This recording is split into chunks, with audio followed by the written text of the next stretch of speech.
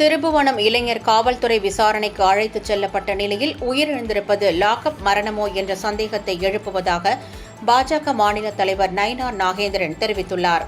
இது தொடர்பாக அவர் வெளியிட்டுள்ள எக்ஸ் தள பதிவில், சிவகங்கை மாவட்டம் திருபுவனம் பகுதியில் காவல்துறை விசாரணைக்கு அழைத்துச் செல்லப்பட்ட இளைஞர் உயிரிழந்ததாக தெரிவித்திருப்பது மிகுந்த அதிர்ச்சியளிக்கிறது என்று கூறியுள்ளார்.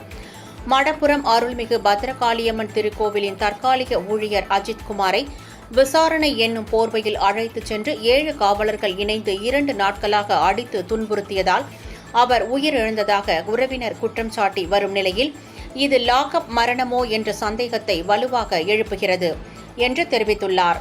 திமுக ஆட்சியில் காவல் நிலையத்திற்கு வந்தாலே ஏழை எளியோரின் உயிர்களுக்கு பாதுகாப்பில்லை என்ற நிலை உருவாகியுள்ளது. காவல்துறையின் அராஜக போக்கிற்கு மேலும் பல உயிர்கள் பலியாகும் முன் சட்டம் ஒழுங்கை தன் நேரடி கட்டுப்பாட்டில் வைத்திருக்கும் முதலமைச்சர் ஸ்டாலின் இவ்விஷயத்தில் தீவிர விசாரணை நடத்தி உயிரிழந்தவரின் இறப்புக்கு தக்க நியாயம் பெற்றுத்தர வேண்டும் என்று அதில் தெரிவித்துள்ளார்.